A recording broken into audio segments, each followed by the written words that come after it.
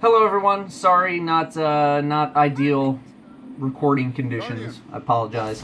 But I wanted to do a little bit of a follow-up to my dawning video that I put out a couple of days ago, mainly with regards to the shader situation.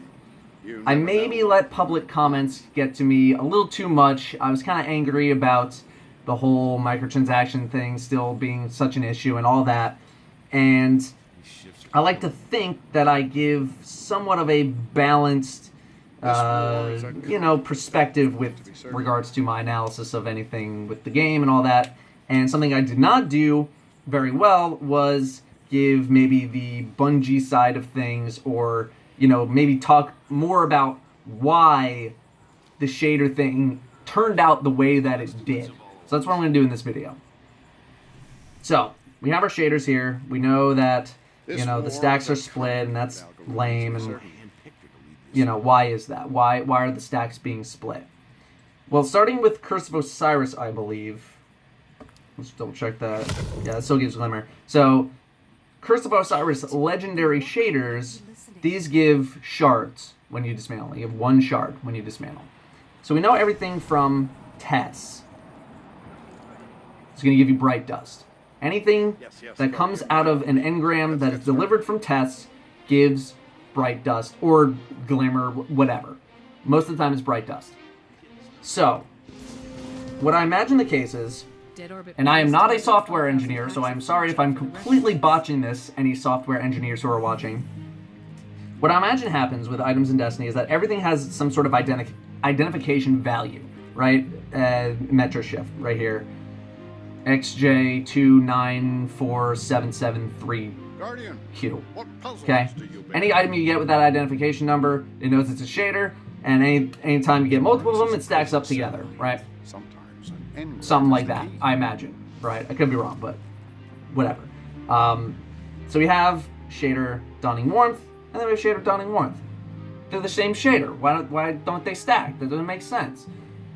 Well, because of the source of where you get the shader from, I imagine there's some sort of different identification value, because the game probably has a logic that says, okay, if item X comes from source Y, it is going to dismantle into Z. So most of the things in game do not give you bright dust when you dismantle them, right? When you dismantle a piece of raid armor, you get shards, you don't get bright dust. So the logic in game probably says, okay, you got a shader from a Dawning engram specifically that you opened at Tess. Therefore, I'm going to assign it this value, and things with this value dismantle into this, in which case bright dust. But you don't get all the shaders from Tess. Some of them you get from Ikora now. They just happen to be the same ones, but because they don't come from Tess, they are treated with a different logic and a different maybe formula that says, okay, you got item this from Ikora, therefore I am going to give you legendary shards, because that's what I do with all legendary shaders that are not from Tess. That is what I imagine is probably happening on the back end. Could it be Bungie just being really petty? Maybe, yeah. But from a software standpoint, I could imagine that might be something that is happening. And this is something I did not discuss in my video, and I wanted to do my due diligence and at least cover this aspect. I didn't, and I wanted to, and this is the best way that I could do it. I could be wrong. I'm not a software engineer. I don't know.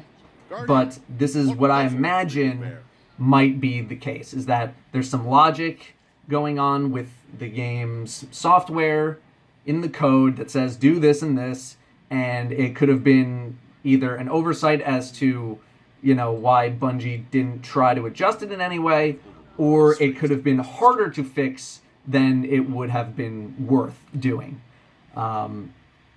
Is that an excuse? I don't know. I'm just saying that's what it could be. It would have been nice for Bungie to come out and clarify as to why Ikora shaders turn into shards instead of bright dust, just to quell the rage of the community, I think that would have been nice. If it is something like this, you know, obviously if it's something greed related, then yeah, they're not going to come out and say anything. But if it's not, why not come out with a little Twitter post and say, hey, you jabronis, this is why it's going up. Maybe not call us jabronis, but this is why that happens. So at least we know why it's happening, and we can maybe not have any more sympathy for it, but at least understand why it's happening. And I'm a very big proponent of understanding why things are the way they are. You can still be mad at them, that's fine, but understand the reason they are why they are. So that's what I wanted to cover in this video. Maybe I'm full of crap, I don't know. I'm probably getting some terrible comments for this one, but I at least wanted to give the other side before I get all outragey at certain things. And everything else in my video that I said before, still the same. No differences there. Microtransactions are still annoying. Mayhem Crucible fun. Snowballs are okay, they're fine. But I didn't give shaders their due diligence because I was mad, and that's not fair. So, there you go. Cool? Alright, thanks for watching. There is hope for humanity yet.